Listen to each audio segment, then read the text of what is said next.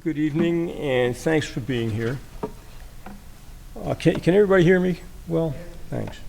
I want to extend my congratulations to the winners of this year's board elections, and I want to thank all of our board members for their service during the past year, including those who have helped organize tonight's wake-up event and are here working to make this happen. My special thanks to Donna Dupree, Jean Larson, Thomas Rain Crow, and Garrett Lagan, and Mary McLaughlin, a former board member.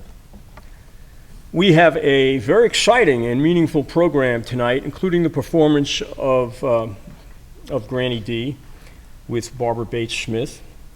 And a little later, we're all going to ramp things up by singing songs of the movement with musicians Sarah Ogletree and William Rotter.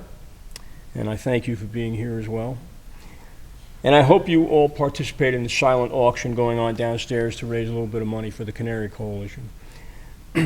First, I need to take care of a little business by explaining why we're here and why it's important to raise money and support the Canary Coalition.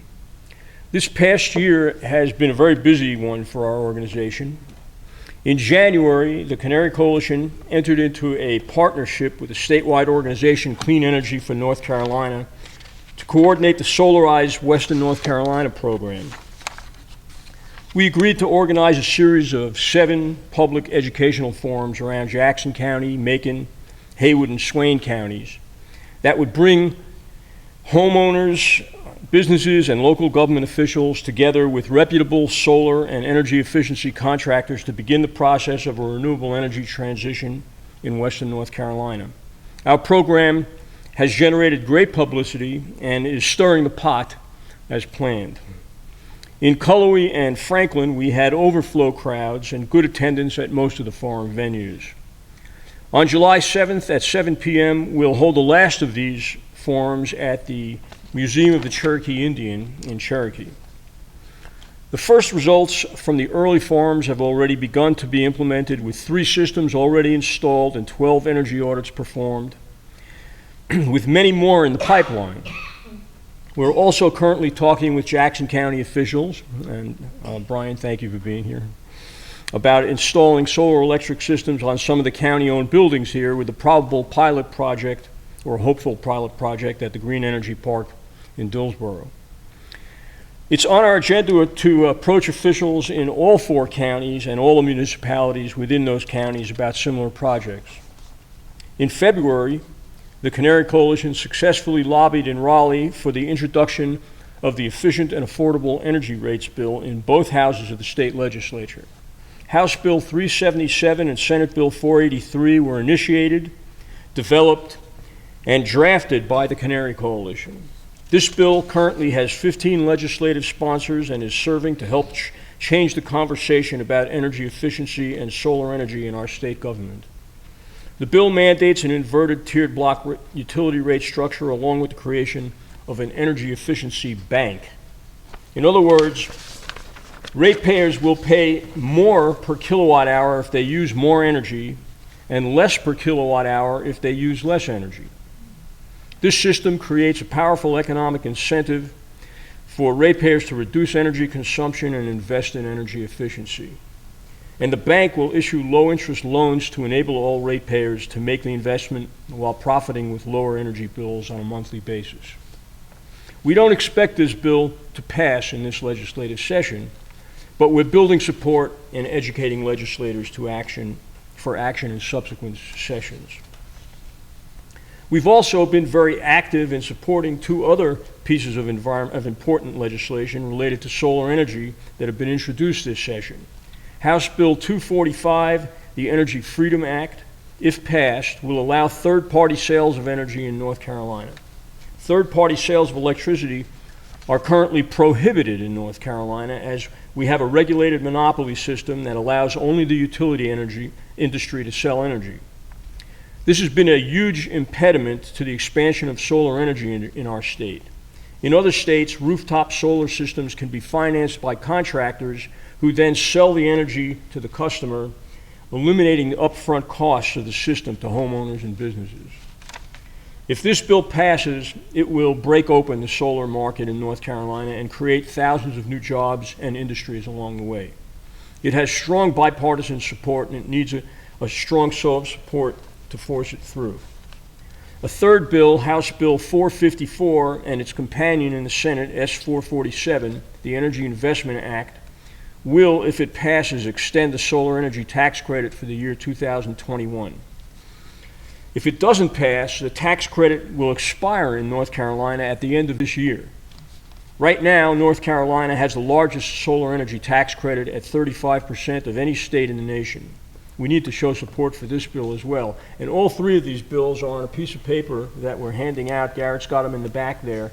And it explains what the bills are, what the numbers are, and who to write to about them. If you would, if you're interested in taking action on that, and we urge you to, please write your legislators to let them know that you support this legislation.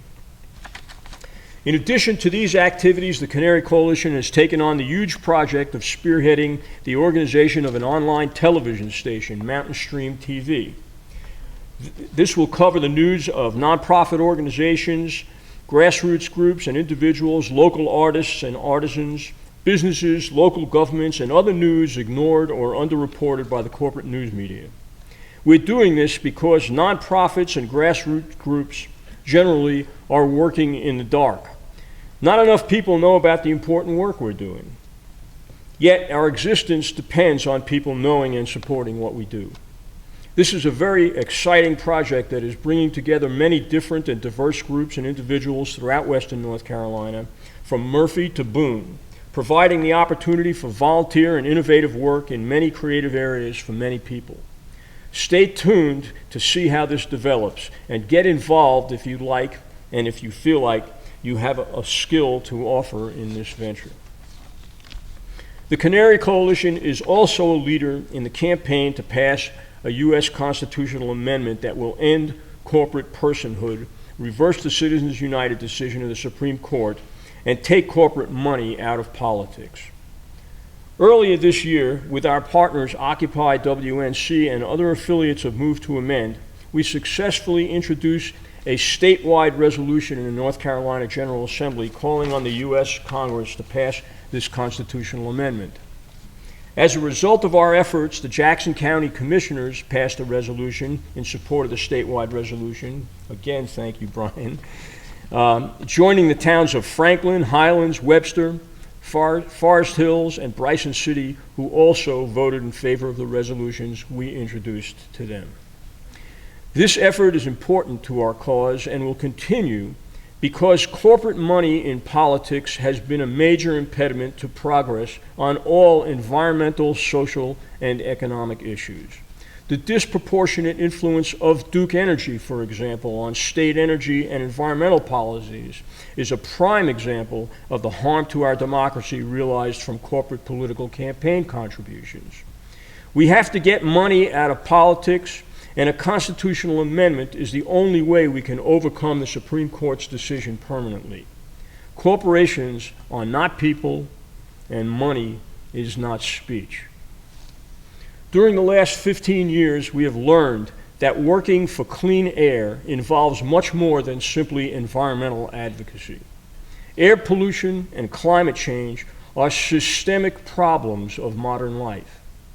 Solving these problems involves dealing with public policy on energy, transportation, land, and water use, yes, but also social issues, environmental justice issues, economic issues, and ultimately political issues, such as the influence of corporate money in politics. It's unavoidable if our advocacy and proposed solutions are to be truly meaningful and effective and have a chance to be implemented. The Canary Coalition has been central in the movement to address environmental issues in a systemic manner. We are not interested in window dressing type solutions. We're not interested in Band-Aids. Our intention is to address root causes and fix the problem so that we preserve a livable world for our children and grandchildren.